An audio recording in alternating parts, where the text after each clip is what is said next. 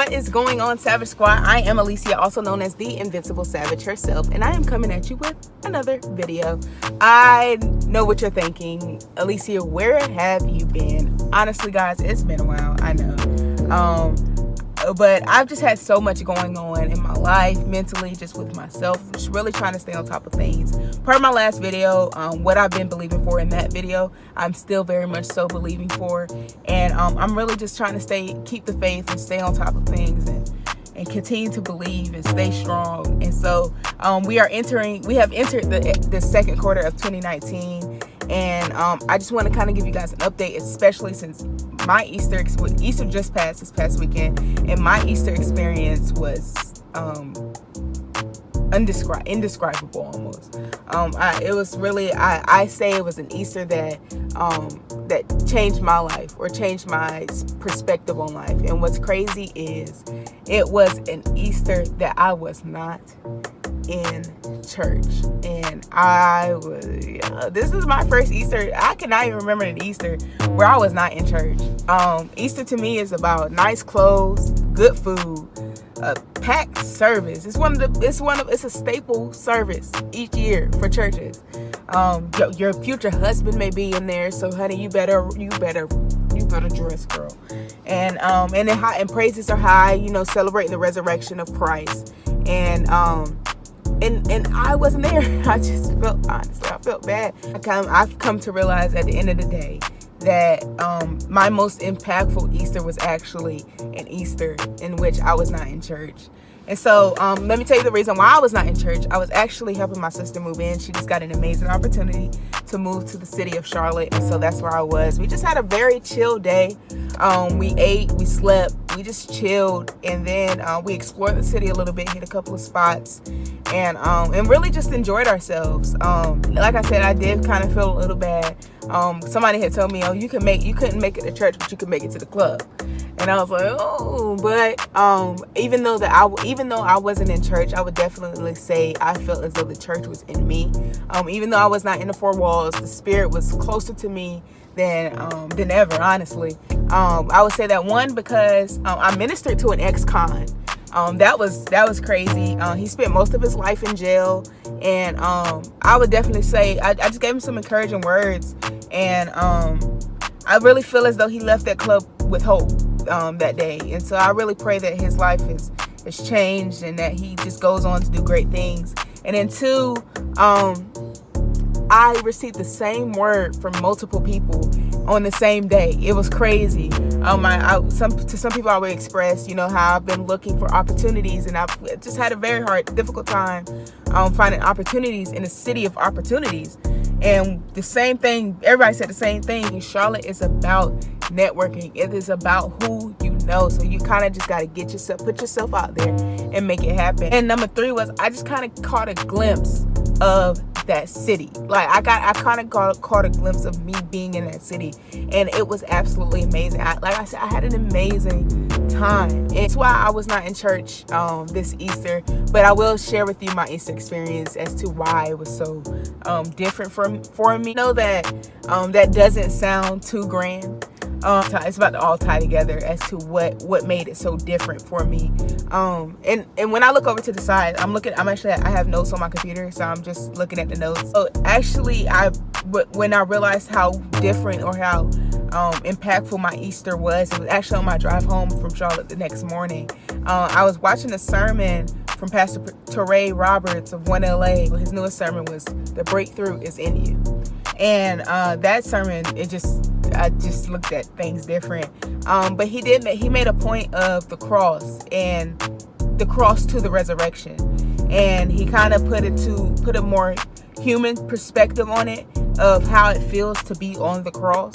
It can be confusing, it can hurt, it can seem hopeless, like things aren't going to change. However, resurrection day is coming, and God knows the end from the beginning, so he wouldn't put you on the cross if you couldn't handle it.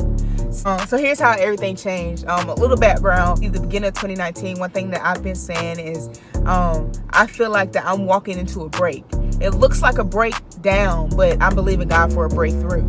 And so it's not that I was wrong about that. It's just kind of I had to step back and look again and saw that I wasn't wrong, but that's just not where I am. One thing that I've always heard was if you look too hard for something, you might miss it. And we've all experienced that. Like if we're looking for our keys or something, or the remote or something, like something small, and we're looking for it, and we're looking like, where could this be? And then somebody else comes in and they're like, you didn't see that, and we just looked over because we were simply looking too hard for it. So I feel like I've been looking for my breakthrough in just all the wrong places. And what I mean by that is I feel like I've been looking for my breakthrough in acceptance, in the approval of someone else, the acceptance of a job, the acceptance of different things. And where in reality, my breakthrough the whole time is in power. My breakthrough is within me. Like the sermon says, my breakthrough is in the power that's within me to make these things happen. It's not necessarily in somebody else telling me yes. It's in me going after it, pretty much. So to tie it all together, like I said, I've been saying it's either going to be a breakdown or a breakthrough. And it's like I said, it's not like I'm not there. It's just that I've already passed that area. When God first told me to go after the things that I'm believing him for now, that's when I was in that area. That's when I was in that stage of life where I'm either walking into a breakdown or a breakthrough. It looks like a breakdown, but I'm believing God is a breakthrough. I've already passed that. So I wasn't wrong about that. But where I am now is I'm on the cross, waiting on God and trusting God for resurrection day. And I know that sermon of the breakthrough is in you. It really opened my eyes to that, because the cross, I'm on the cross because where I am, it hurts. Where I am, it feels like I'm not going to get out of it anytime soon. Where I am, it's confusing. I'm trying to figure out things, trying to figure out like why God. I'm trying to figure out why God has me where he has me, and why I'm here so long. It's so many questions, there's so many emotions, so many feelings, and it's so painful and it's so tiring. Like I'm still here. But one point that he made when it comes to the cross and being on the cross is that God wouldn't put you there if he didn't know you could take it. He wouldn't put you there if resurrection day wasn't coming. The reason why God had put you on the cross is not to kill you. It's to kill the things that's in you that's not you. It's to kill the things that's around you that's not you. One thing that changed my perspective as far as being on the cross and waiting on the resurrection day, even though it does seem hopeless, believing and trusting God for resurrection day, is because the reason I'm on the cross is not to harm me, it's not to kill me, because the Bible says that that God knows the plans that he has for you, and these are plans not to harm you. We're gonna take that. We're gonna cut that on. But the reason why I'm on the cross is not to harm me or to hurt me. It's to kill the things that's in me that's not me.